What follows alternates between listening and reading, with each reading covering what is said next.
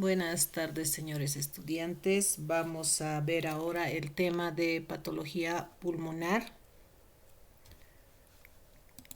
y para ello vamos a ir recordando un poco de lo que es la anatomía acerca de los tres lóbulos del pulmón derecho, dos lóbulos en el pulmón izquierdo, la vascularización, el árbol traqueobronquial.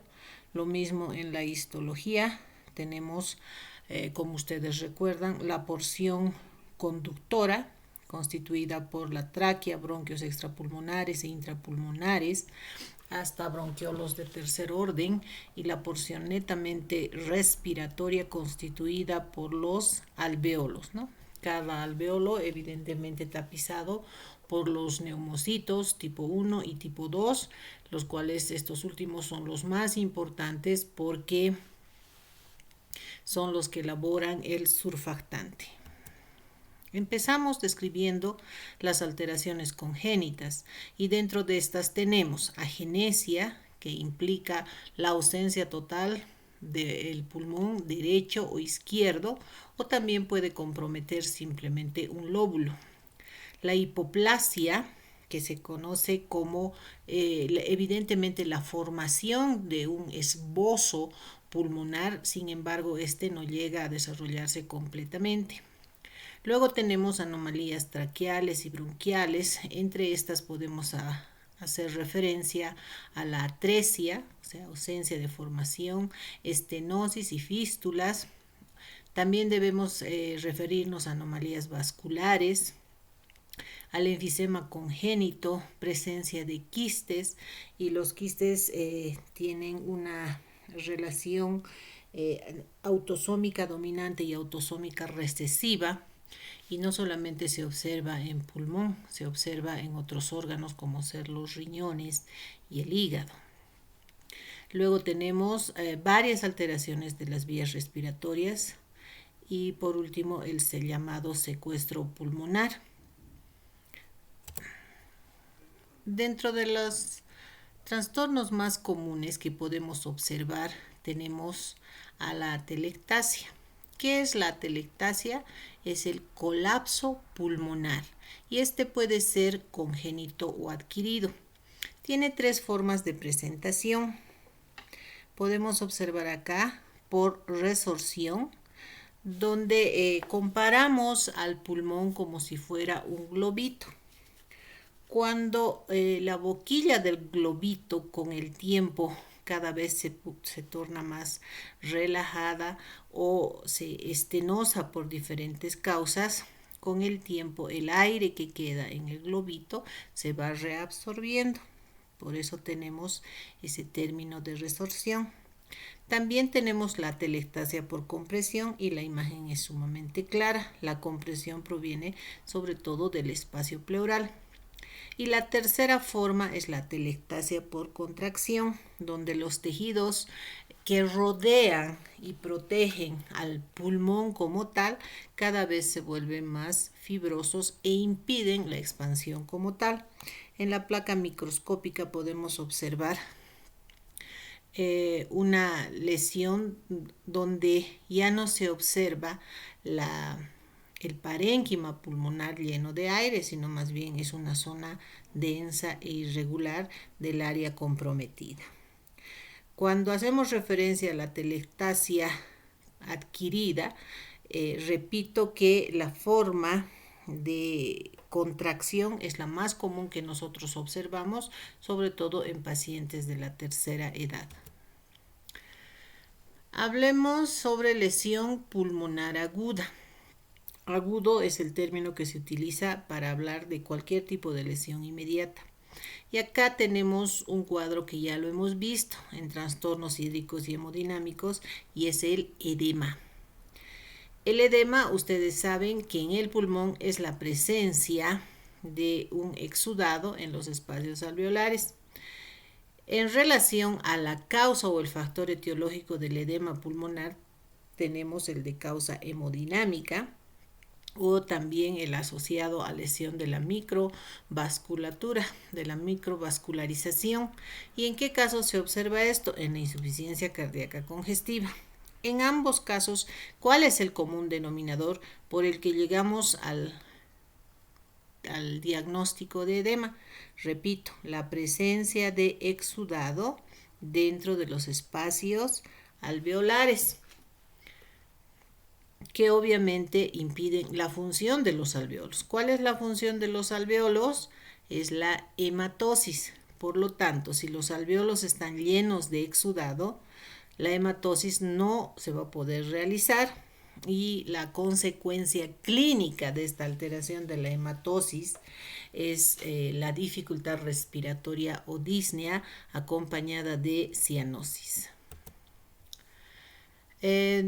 Hablemos del síndrome de dificultad respiratoria del adulto, que se abrevia de esta manera y se conoce también como pulmón de shock o de choque. El cambio morfológico que se observa es muy similar al síndrome de las membranas hialinas, pero igual a la microscopía encontramos presencia de exudado en los alveolos.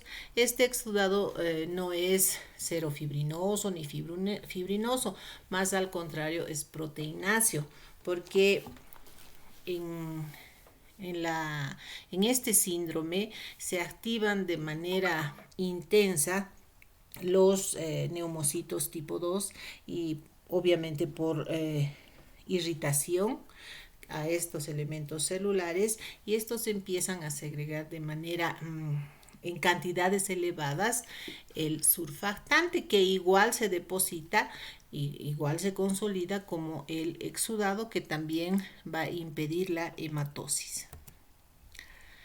Enfermedades pulmonares obstructivas crónicas. Nos ayuda a referirnos de estas enfermedades, sobre todo definir el sitio anatómico, las alteraciones patológicas, el factor etiológico y las manifestaciones clínicas. Dentro de estas enfermedades hacemos referencia a la bronquitis crónica, bronquiectasia, asma, enfisema y bronquiolitis. La bronquitis crónica, como su nombre indica, el sitio anatómico son los bronquios. Sabemos también que el término crónico implica una evolución de largo tiempo. Por lo tanto, para que nosotros demos el diagnóstico de una bronquitis crónica, el paciente tiene que referir que ha presentado cuadros de procesos inflamatorios en los bronquios, duración de periodos largos y por lo menos con una repetición al año de 3 veces. O sea, el tiempo de duración de la inflamación de unos 2 meses y en el año que se repita unas 3 veces. ¿Qué encontramos en la bronquitis crónica? Sobre todo la hiperplasia de las células mucosas. Y esto se conoce como alteración del índice de Reit. Ustedes deben saber por histología que el epitelio cilíndrico pseudoestratificado ciliado con células caliciformes de que se conoce al epitelio respiratorio y que recubre toda la porción conductora del pulmón, en procesos inflamatorios como este presenta una alteración y un aumento de las células mucosas. Y precisamente esta hiperplasia o aumento del número de las células mucosas se traduce en la clínica por expectoración. Y la irritación de las vías respiratorias de la porción conductora se traducen en tos. ¿Cuál es la etiología de la bronquitis crónica? Lo más común, el tabaco y la contaminación aérea. Luego tenemos bronquiectasias, que también afectan a los bronquios. ¿Y cuál la alteración anatomopatológica? Dilatación y cicatrización de las paredes de los bronquios que terminan deformando las mismas. ¿Cuál la etiología? Infecciones persistentes y graves. La manifestación clínica, también tos, esputo purulento y fiebre, porque dentro de esas dilataciones fácilmente la secreción mucosa se torna en un caldo de cultivo donde proliferan bacterias, por lo tanto el esputo es purulento y maloliente. Asma. El asma afecta a los bronquios y a los bronquiolos y se observa sobre todo en los bronquiolos una hiperplasia del músculo liso. Igual por histología ustedes saben que los bronquiolos carecen de cartílago hialino en su pared. Sin embargo, la capa de músculo liso que le brinda resistencia por el proceso inflamatorio se torna hiperplástica. La etiología generalmente es inmunológica y la manifestación clínica por afección de los bronquiolos son sibilancias y dificultad respiratoria o disnea. El enfisema. El sitio anatómico comprometido son los alveolos. ¿Y qué pasa en los alveolos? Destrucción de sus paredes. El agente etiológico, sobre todo el tabaco, y la manifestación clínica, la disnea. La bronquiolitis afecta sobre todo a los bronquiolos, en los cuales observamos cicatrización y obliteración de los mismos. ¿En qué asociado a qué factores etiológicos? Al tabaco y contaminación aérea. Y se manifiesta con tos y disnea. Si ustedes ven, todo lo que afecta a la porción conductora del aparato respiratorio siempre se va a traducir en tos, y todo lo que afecta la porción respiratoria se va a traducir en dificultad respiratoria o disnea. Tenemos acá bronquitis crónica, tos persistente con expectoración durante 3 meses al año por 2 años consecutivos. Y lo que les mencionaba, la alteración del índice de Reid con aumento del número de células caliciformes. Ustedes pueden ver, este es un bronquio normal. Sin embargo, fíjense la pared de un bronquio inflamado, totalmente alterada y engrosada. La bronquiectasia, dilatación y destrucción de las paredes bronquiales. Podemos observar acá cómo se deforma la anatomía de los bronquios. En este broncograma podemos observar estas dilataciones saculares que se observan en la pared de los bronquios, y es precisamente en estas dilataciones saculares donde se acumula el esputo y fácilmente se transforma en pus. Es por eso que el esputo es abundante y maloliente, ¿no? Pero es un debilitamiento total de la pared de los bronquios con dilatación de los mismos. El asma, enfermedad crónica recidivante de vías respiratorias que da lugar a episodios reversibles de broncoconstricción debido a la reactividad excesiva del árbol traqueobronquial frente a diferentes estímulos. El libro hace referencia solamente a los bronquios. En la descripción, casi en la parte terminal, recién refiere que también el sitio anatómico afectado son los bronquiolos. La clasificación del asma se divide en asma extrínseca e intrínseca. El asma extrínseca se asocia a hipersensibilidad tipo 1, se llama también asma atópico o asma laboral. Y la forma intrínseca se asocia a mecanismos no inmunitarios desencadenados por el frío, irritantes atmosféricos, el estrés y acción de los virus.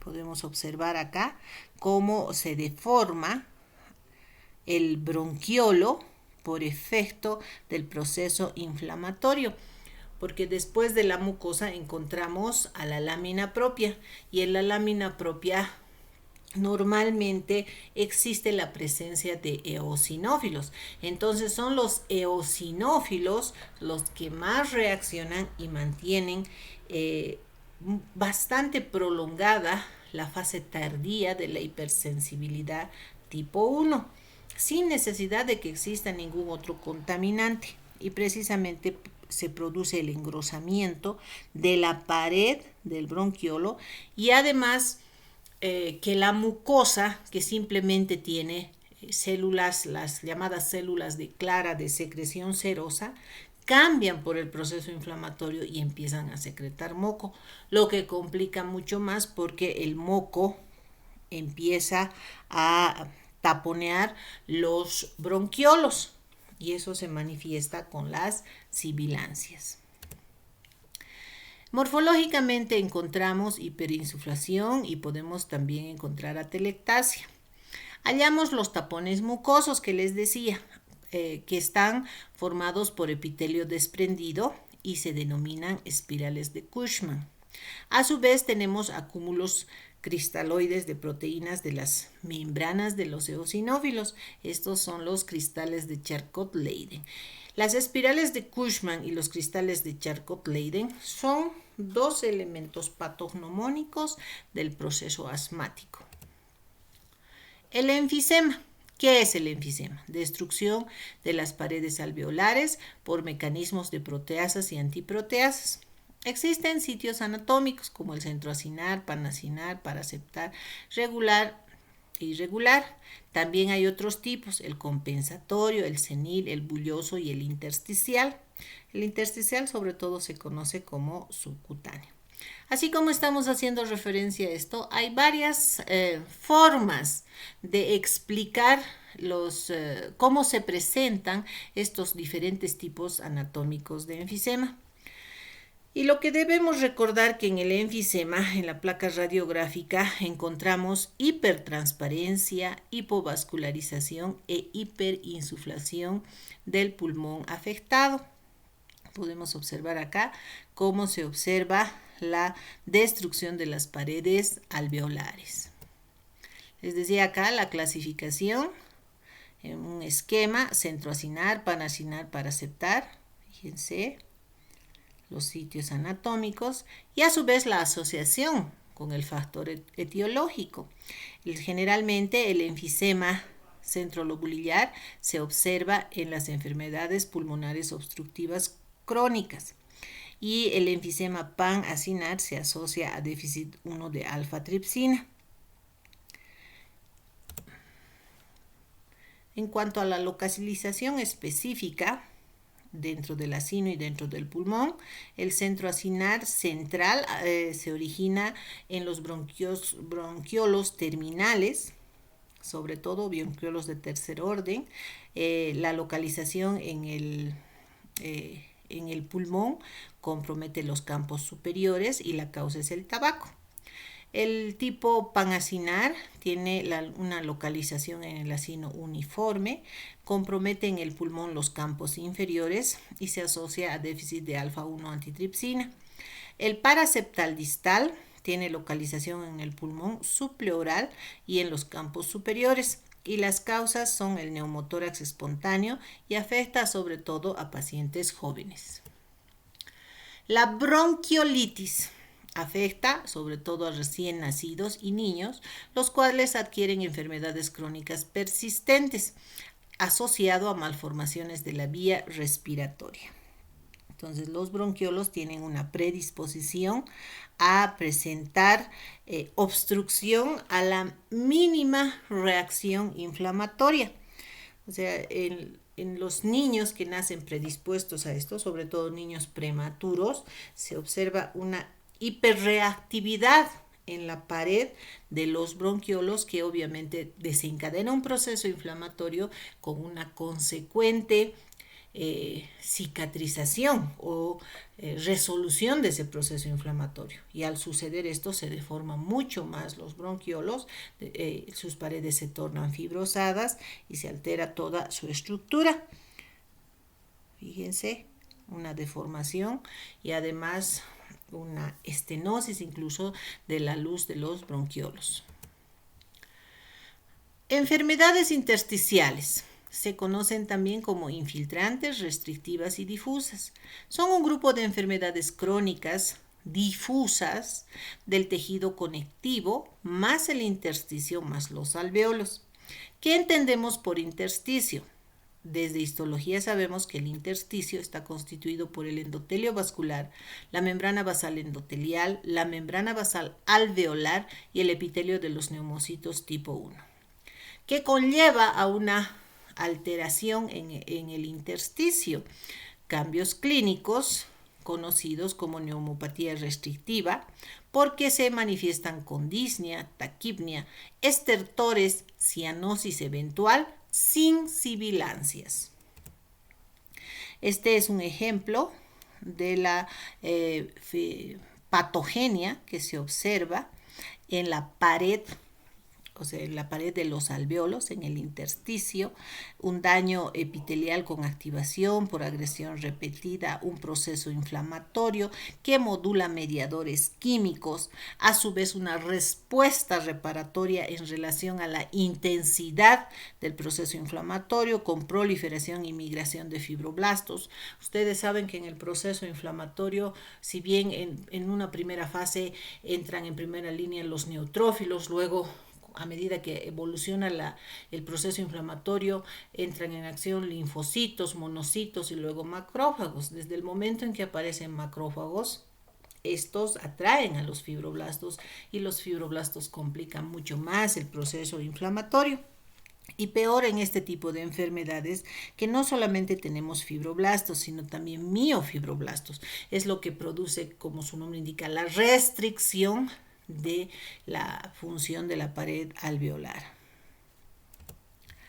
Dentro de la clasificación de estas enfermedades tenemos las fibrosantes, como su nombre indica, fibrosantes. Dentro de estas tenemos la fibrosis pulmonar idiopática, la neumonía intersticial inespecífica, neumonía organizativa criptogénica, la asociada a enfermedades del colágeno y trastornos vasculares, la neumoconiosis, las asociadas a reacciones por fármacos y la neumonitis por radiación.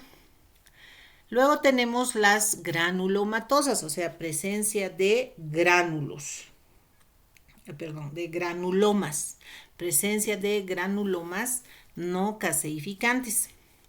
Y acá tenemos a la sarcoidosis y a la neumonitis por hipersensibilidad. Luego tenemos las eosinofílicas, tal como su nombre indica, con presencia de marcada cantidad de eosinófilos.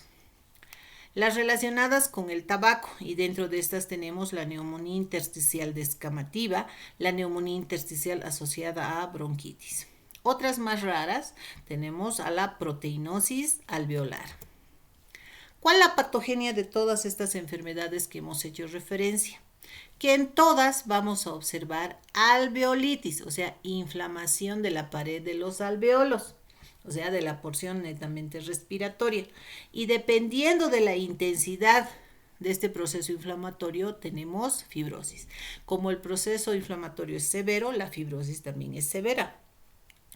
Para que se llegue a esto, tenemos la activación de los linfocitos T y los linfocitos B. Estos, a través de su accionar, activan a los macrófagos. Y la activación de los macrófagos y mediadores químicos y fibroblastos conlleva a su vez daño en los neumocitos, sean tipo 1 o tipo 2. Este es un ejemplo de la neumonitis intersticial descamativa. Podemos observar un denso infiltrado inflamatorio en la pared de los alveolos. Y estos alveolos, si ustedes ven, la pared se torna más gruesa, intensamente más gruesa. Aquí podemos encontrar un infiltrado inflamatorio, sobre todo linfocitario. En la clínica existe restricción tanto en la inspiración y en la expiración. Además, obviamente se afecta la hematosis, ¿no? Dependiendo de la intensidad que estamos viendo. Se observa en el infiltrado inflamatorio gran cantidad de macrófagos, aparte de los linfocitos, gran cantidad de macrófagos. Y como les decía, esta neumonía intersticial descamativa en las pruebas funcionales muestra anomalía restrictiva ligera con reducción moderada de la capacidad de disfunción del dióxido de carbono. Los pacientes con neumonía intersticial descamativa responden de forma excelente al tratamiento con corticoides. Pero aquí está la lesión en los tabiques interalveolares y fíjense ustedes el tamaño. La neumoconiosis. ¿Qué entendemos nosotros por neumoconiosis? Es una fibrosis progresiva del parénquima pulmonar que con el tiempo obviamente anula su función. Existe como factor etiológico diferentes causas que llevan a la neumoconiosis. Bueno, aquí tenemos la definición en relación a la acumulación de polvo en los pulmones y reacciones tisulares provocadas por su presencia. Dentro de su clasificación etiológica, o sea, el por qué se presenta la neumoconiosis, por polvos inorgánicos, polvos orgánicos y por vapores y emanaciones. Generalmente en nuestro medio lo más común son polvos inorgánicos y sobre todo en los mineros. Muy raros son los polvos orgánicos y también los vapores y emanaciones. Tenemos la clasificación de la neumoconiosis en relación a las partículas minerales, porque también valga la aclaración que cuando el pulmón está frente a partículas inertes no degradables, activa todo un mecanismo de defensa. Y esas partículas tienen que tener ciertas características para llegar al pulmón, dañarlo y producir esta reacción. Generalmente se considera que las partículas de menos de 5 micras son las que fácilmente llegan a la porción respiratoria o a los alveolos y activan toda una respuesta de los macrófagos. Estas partículas pueden ser el sílice, silicatos como el asbesto, la mica, el caolín, el polvo de roca, el polvo simple de carbón, el granito o carbón negro, otros polvos con reacción fibrogénica y polvos inertes como el estaño, bario, hierro o la fibra de vidrio. Dependiendo de la partícula, las enfermedades adquieren el nombre, asociada al sílice, silicosis, asbestosis, talacosis, antracosis a las partículas de carbón, silicoantracosis cuando son con presencia de dos partículas, neumoconiosis por aluminio, por níquel, estanosis, baritosis o siderosis. Si nosotros vemos cuál la relación laboral para tener la presencia de estas partículas inertes son sobre todo la minería, ¿no? La minería en diferentes formas, la minería del carbón, del amianto, la facturación, el trabajo industrial también cuando hablamos de baritosis o siderosis, pero sobre todo es la minería. La sarcoidosis es una enfermedad crónica granulomatosa sistémica de origen desconocido que puede afectar a muchos tejidos y órganos. En la imagen podemos observar granulomas no caseificantes de etiología desconocida. Fíjense, estos son los alveolos, pero algunos de ellos tienen su pared sumamente engrosada con presencia de infiltrado linfocitario con tendencia a la formación de granulomas. Existe a su vez una clasificación y obviamente como diagnóstico diferencial que es la inflamación granulomatosa no necrotizante y acá debemos hacer un diagnóstico diferencial a la neumonitis por hipersensibilidad. Este tipo de neumonitis describe un espectro de trastornos pulmonares de mecanismo inmunitario predominantemente intersticial, causado por exposición intensa y a menudo prolongada a antígenos orgánicos inhalados. Se denomina de manera genérica algunas veces como alveolitis alérgica extrínseca. Y las características clínicas son variadas, ¿no? Se puede observar después de la inhalación de polvo, se puede observar dificultad respiratoria, sobre todo en pacientes sensibilizados, y también podemos observar que el proceso inflamatorio se encuentra en los tabiques alveolares. Y acá tenemos a su lado la inflamación granulomatosa, tampoco no necrotizante, o sea, la sarcoidosis, ¿no? Y su diagnóstico diferencial. Enfermedades de origen vascular. Y dentro de estas tenemos cuadros patológicos que ya hemos visto cuando hemos hablado de trastornos hídricos y hemodinámicos. Uno de los más comunes es la embolia. Y ustedes saben que la embolia tiene como definición, que es la oclusión de alguna parte del sistema cardiovascular por impactación de una masa o émbolo transportada al sitio por el torrente sanguíneo. Entonces, sea cual sea la naturaleza del émbolo, cuando afecta al pulmón o afecta al tronco principal, generalmente la embolia pulmonar es fulminante, ¿no? Produce un deceso fulminante, casi inmediato, no da tiempo ni siquiera para socorrer al paciente. ¿Y cuál es el origen de estos émbolos? Generalmente en un 90% son tromboémbolos, o sea, se originan en una tromboembolia en miembros inferiores que viajan por la circulación y llega un momento en que ocluyen un vaso principal del pulmón. Por eso les digo que la embolia pulmonar es fulminante. Luego tenemos la hemorragia como tal, que muchas veces se conoce como alveolar difusa. Pueden observar dentro de los alveolos sufusiones hemorrágicas. ¿En qué casos encontramos hemorragia alveolar difusa? Asociado a procesos infecciosos, toxinas, drogas, trastornos hematológicos, trastornos cardíacos y trastornos inmunitarios. El infarto es una zona, ya sabemos, de necrosis de coagulación en cualquier tejido u órgano. Entonces podemos observar acá el parénquima pulmonar preservado, sin embargo, esta es la zona de infarto. Macroscópicamente, los infartos generalmente tienen una forma triangular con el ápex hacia la periferia, o sea, hacia la pleura. En una angiografía obviamente se identificará el vaso comprometido, ¿no? Ese es un infarto pulmonar. Hipertensión pulmonar, al igual que en todos los órganos, el efecto de la hipertensión se observa en las arteriolas. ¿Y qué presentan las arteriolas? Presentan arterioloesclerosis, sobre todo hiperplástica. Arterioloesclerosis hiperplásica. ¿Cuáles son las causas de hipertensión pulmonar?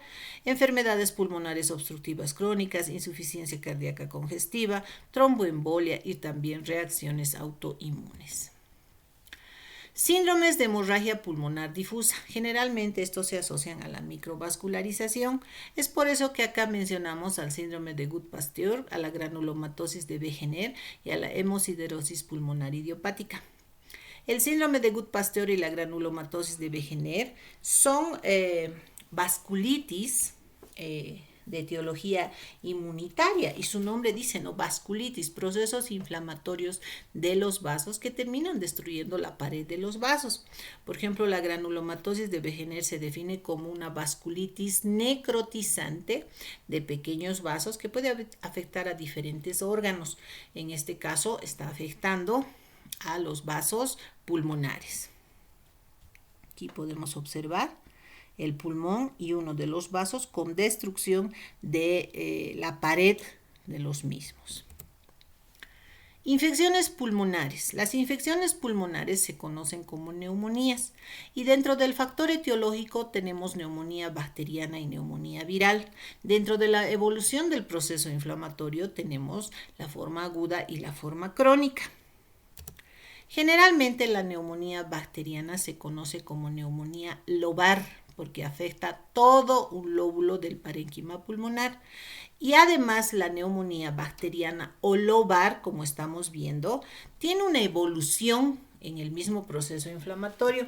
En primera instancia tenemos congestión, y como su nombre indica, congestión en el lóbulo afectado es la presencia de vasos congestivos, presencia de exudado. Primero trasudado y luego exudado. Luego le sigue la fase de hepatización roja, y se llama así porque el parénquima cambia de color, se hace más pesado y más denso, precisamente porque ese exudado serofibrinoso o fibrinoso cada vez se organiza más. Luego viene la fase de hepatización gris, donde ya acá entran los macrófagos alveolares para tratar de limpiar la presencia de ese exudado, y obviamente por degradación de la hemosiderina cambia el color. Por últimamente tenemos la fase de resolución, donde muchas veces se observa una resolución completa, sin embargo, en otros casos puede complicarse con un absceso pulmonar, con un empiema pulmonar, etcétera, ¿no? Sin embargo, en la mayoría de los casos, con un buen diagnóstico y un tratamiento adecuado, la fase de resolución es completa. La neumonía viral se llama también neumonía atípica y es causada por agente etiológico, sobre todo virus. Tiene diferentes manifestaciones entre fiebre, mialgia, tos y dificultad respiratoria. Son varios los virus que producen una neumonía viral, aunque en este caso los más conocidos son los coronavirus. Y en este tiempo de pandemia ya sabemos que hay otros virus dentro de la familia de los coronavirus, y obviamente tenemos al COVID-19 y ya sabemos, yo pienso por la coyuntura que estamos pasando, el tremendo proceso inflamatorio que se presenta dentro de los pulmones y todo, sobre todo afectando la porción respiratoria, o sea, lo que más se afecta son los alveolos. Entonces, ese tremendo proceso inflamatorio que se ha originado en la porción respiratoria de los alveolos conlleva pues a una respuesta sistémica generalizada con depauperación de otros órganos, y es por eso que este COVID-19 ha producido la pandemia con gran cantidad de decesos. ¿Cuál la causa de los decesos? Insuficiencia respiratoria, coagulación intravascular diseminada, y si en el mejor de los casos uno termina recuperándose, la secuela es una tremenda fibrosis intersticial del pulmón. Pero en la neumonía viral debe quedar claro que la porción afectada es sobre todo los alveolos. Acá podemos ver un ejemplo de una neumonía viral en relación al herpes simple. Tenemos células con citoplasma y núcleos en vidrio esmerilado, y algo bastante característico en el virus del herpes simple, la presencia de los cuerpos de Cowdry, ¿no? ¿Cómo es a la radiografía una neumonía viral? Son, para empezar, lesiones densas, multifocales y dispersas en todo el parénquima pulmonar, ¿no? A diferencia de la bacteriana que hemos dicho que es lobar. Una variante tenemos a la neumonía por aspiración, y dependiendo obviamente de el elemento aspirado, la reacción inflamatoria. Podemos encontrar aquí, estamos viendo lipófagos, ¿no? Esta es una neumonía por aspiración en un recién nacido prematuro que se ha broncoaspirado la leche de su mamá, ¿no? Material lácteo, y es lo que se observa, presencia de estas gotitas de grasa dentro de los macrófagos, que es lo más común que se observa. La neumonía nosocomial, como su nombre indica, es aquella que se adquiere en las instituciones hospitalarias, ¿no?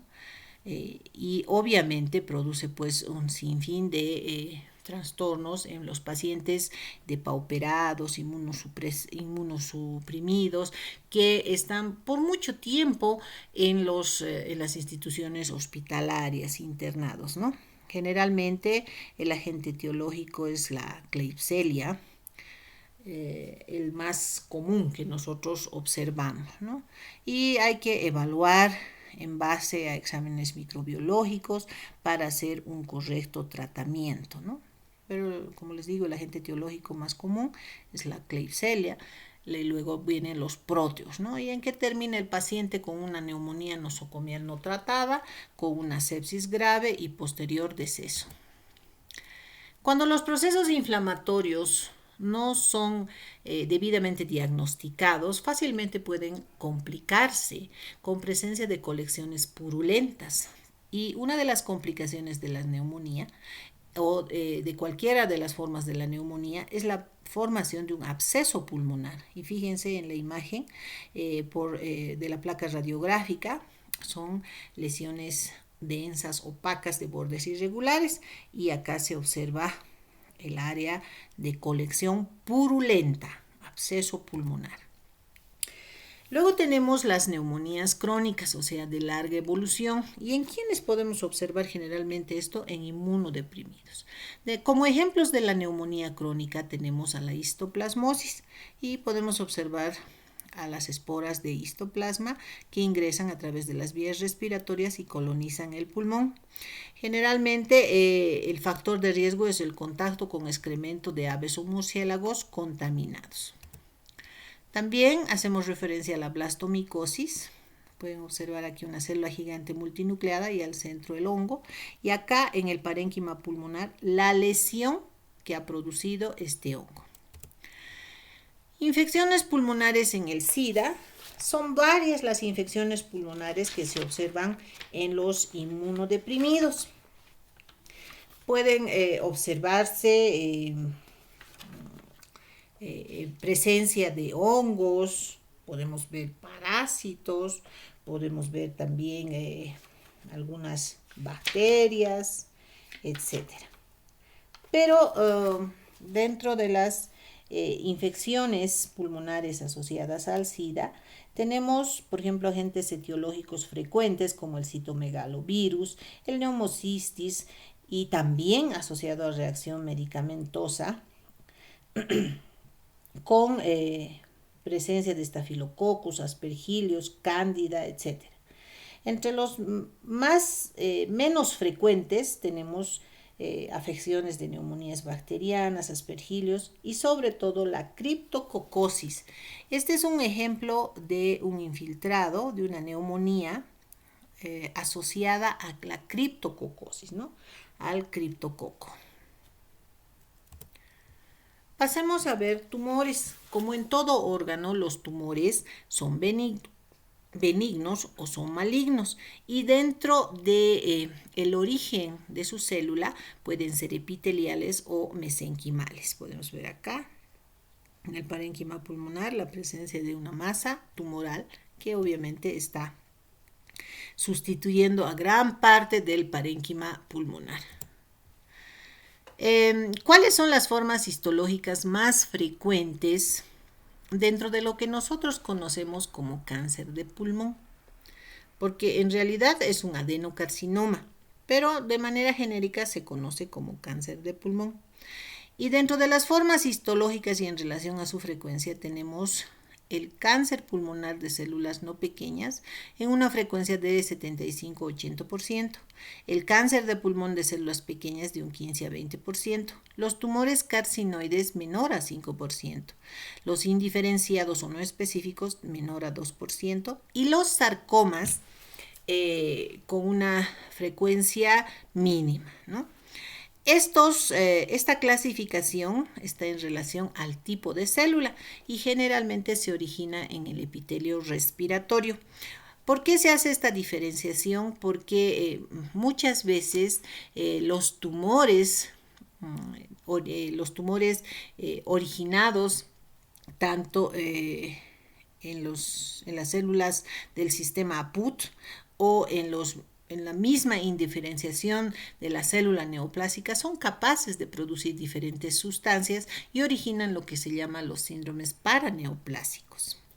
Precisamente a raíz de eso es esta clasificación. Tenemos otra clasificación histológica de los tumores epiteliales malignos. Esta ya es más específica con relación porcentual.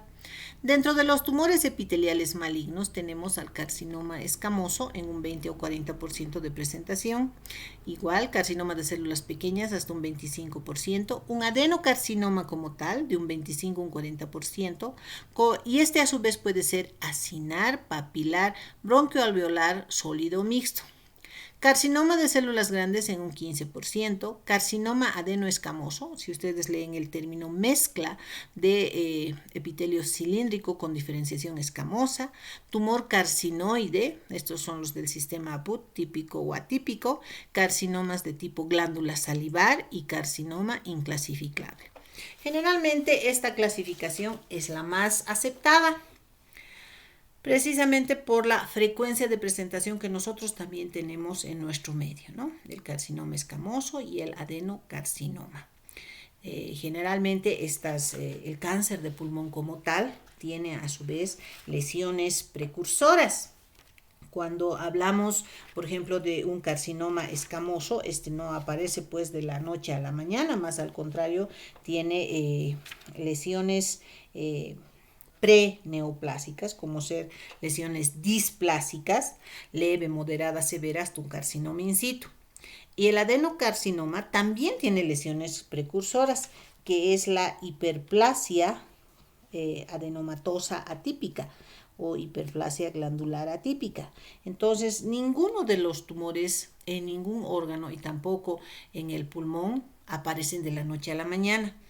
Por eso es siempre bueno hacer un buen diagnóstico en lesiones precursoras y no esperar a llegar a lesiones infiltrantes, donde ya no existe ningún tipo de solución más que paliativa, ¿no? Ya no hay una resolución completa, sino simplemente es paliativo y dar un mejor, una mejor calidad de vida a los pacientes que presentan tumores malignos. Existen también otros subtipos histológicos en el cáncer de pulmón de células no pequeñas. Y acá tenemos al carcinoma pulmonar de células escamosas y al adenocarcinoma con frecuencias relativamente elevadas. Y nuevamente hacemos referencia, ¿no? Adenocarcinoma, bronquioalveolar, escamoso, papilar, mucoepidermoide, adenoide quístico, otros adenocarcinomas, carcinomas de células grandes, gigantes, estrelladas, granuloma combinado, etcétera. Es importante recalcar nuevamente que aquí el sistema de estadificación, o sea, la escala TNM, es sumamente importante.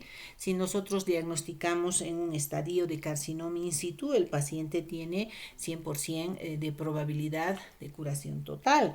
No así si encontramos en un estadio 4, cuando el tumor ha invadido mediastino, grandes vasos de la tráquea, nervio laringio, cuando ya presenta metástasis o afección ganglionar iliar o peribronquial y también metástasis a distancia, ¿no? Entonces, en esos casos, en esos estadios, T4, N3, M1 ya es bastante difícil, ¿no? O sea, hacer, como les decía, un tratamiento que lleve a que el paciente sea curado. Son solamente tratamientos paliativos, ¿no? Existen también efectos locales de la diseminación de un tumor pulmonar. Por ejemplo, podemos encontrar hemoptisis, dolor torácico, presencia de abscesos, colapso lubular. Podemos observar neumonía lipoidea, derrame pleural, disfagia, ronquera, parálisis del diafragma, etc. Entonces, hay varios elementos que se asocian a la evolución y progresión del cáncer de pulmón. ¿Cuáles son los factores de riesgo? Bastante conocidos. Uno de los más importantes, el tabaco, ¿no? Ya sabemos que el humo del tabaco contiene 3.300 partículas, varios minerales netamente cancerígenos y sobre todo tenemos que hacer referencia a los hidrocarburos aromáticos policíclicos.